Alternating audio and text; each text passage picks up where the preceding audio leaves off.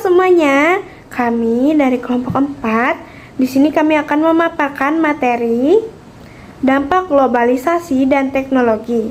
Globalisasi dan teknologi ini memiliki dampak signifikan terhadap pemahaman kewarganegaraan, sehingga perlu diadaptasi dan diperkaya dalam pendidikan kewarganegaraan. Di era sekarang, hampir semua aktivitas kita tidak lepas dari teknologi, mulai dari belajar berkomunikasi hingga menyampaikan pendapat. Selanjutnya ada latar belakang. Globalisasi dan perkembangan teknologi telah menjadikan dunia seolah tanpa batas, sehingga interaksi antar negara semakin mudah tanpa hambatan geografis.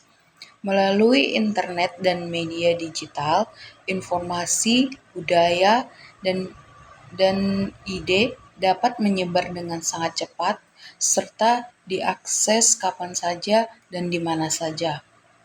Kondisi ini tidak hanya meningkatkan pengetahuan masyarakat, tetapi juga mempengaruhi pola pikir dan sikap warga negara. Pandangan terhadap demokrasi, nasionalisme, serta hak dan kewajiban sebagai warga negara mengalami perubahan seiring dengan kuatnya pengaruh globalisasi dan kemajuan teknologi. Baik, saya akan melanjutkan konsep kewarganegaraan modern. Dari warga lokal sampai warga global, individu tidak hanya berperan dalam lingkup nasional, tetapi juga memiliki kepedulian terhadap isu global terlibat dalam isu internasional. Contohnya, partisipasi dalam kampanye lingkungan, HAM, dan perdamaian dunia digital citizenship. Kemampuan berperilaku secara etis, bertanggung jawab, dan bijak dalam menggunakan teknologi digital. Selanjutnya, saya akan membahas dampak positif. Yang pertama, akses informasi luas, mempermudah proses belajar dan memperkaya wawasan dari berbagai sumber global. Yang kedua, toleransi budaya meningkat. Mengenal berbagai budaya dapat menumbuhkan sikap saling menghargai perbedaan. Yang ketiga, partisipasi digital.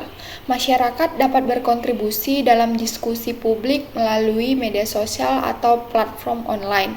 Dan yang terakhir, yang keempat, pola pikir kritis. Individu terbiasa menganalisis informasi sebelum menerima atau menyebarkannya. Selanjutnya ada dampak negatif. Yang pertama, lunturnya nasionalisme. Terlalu terpengaruh budaya luar dapat mengurangi rasa cinta terhadap budaya dan identitas bangsa. Yang kedua yaitu hoax dan ujaran kebencian.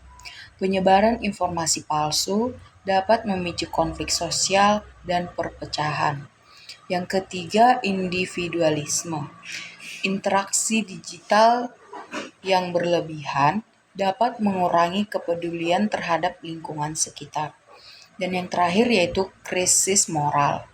Kurangnya kontrol dalam penggunaan teknologi dapat mempengaruhi perilaku dan etika. Baik, selanjutnya saya akan membahas peran pendidikan kewarganegaraan.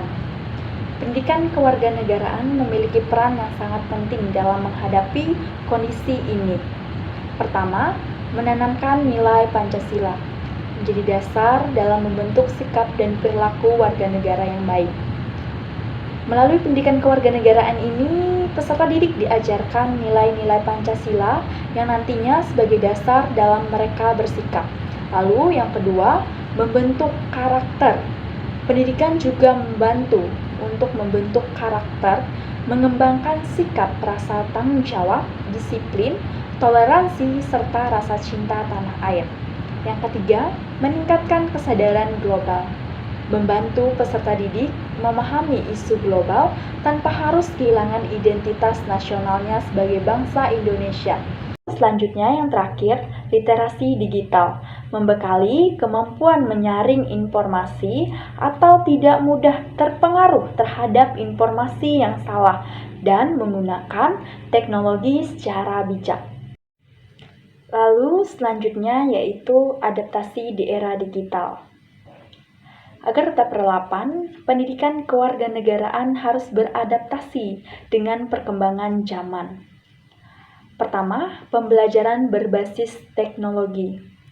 Guru dapat menggunakan media digital seperti video, e-learning, dan aplikasi pembelajaran. Lalu selanjutnya, metode interaktif. Metode pembelajaran juga harus interaktif, misalnya seperti diskusi, studi kasus, dan project based learning untuk meningkatkan keterlibatan siswa. Ketiga, isu global yang aktual, yaitu mengaitkan materi dengan peristiwa nyata agar tetap relevan. Dan terakhir yaitu media digital, memanfaatkan platform online sebagai sarana pembelajaran dan diskusi.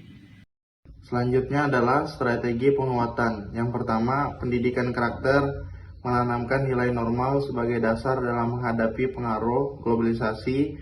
Yang kedua, literasi digital, mengingatkan kemampuan dalam memahami dan menyaring informasi. Yang ketiga, seleksi budaya asing, mengambil nilai positif tanpa menghilangkan budaya lokal. Yang terakhir, kesadaran global, membangun kepedulian terhadap isu dunia dengan tetap menjaga identitas bangsa. Nah, sekian dari hasil pemaparan yang sudah kami sampaikan. Di sini saya akan membacakan atau menyampaikan kesimpulan. Globalisasi dan perkembangan teknologi memberikan dua sisi, yaitu peluang sekaligus tantangan yang perlu diantisipasi dengan baik. Oleh karena itu, pendidikan kewarganegaraan harus mampu beradaptasi dengan perkembangan zaman, baik dari segi materi maupun metode pembelajaran. Selain itu, pembentukan karakter dan penguatan identitas nasional menjadi hal yang sangat penting agar generasi muda tidak hanya cerdas secara intelektual, tetapi juga memiliki nilai-nilai yang kuat dalam menghadapi arus globalisasi. Baiklah, sekian dari hasil pemaparan kami kelompok 4. Semoga materi yang sudah kami sampaikan ini dapat menambah wawasan kita tentang pentingnya menjadi warga negara yang bijak di era globalisasi dan juga teknologi. Terima kasih atas perhatiannya.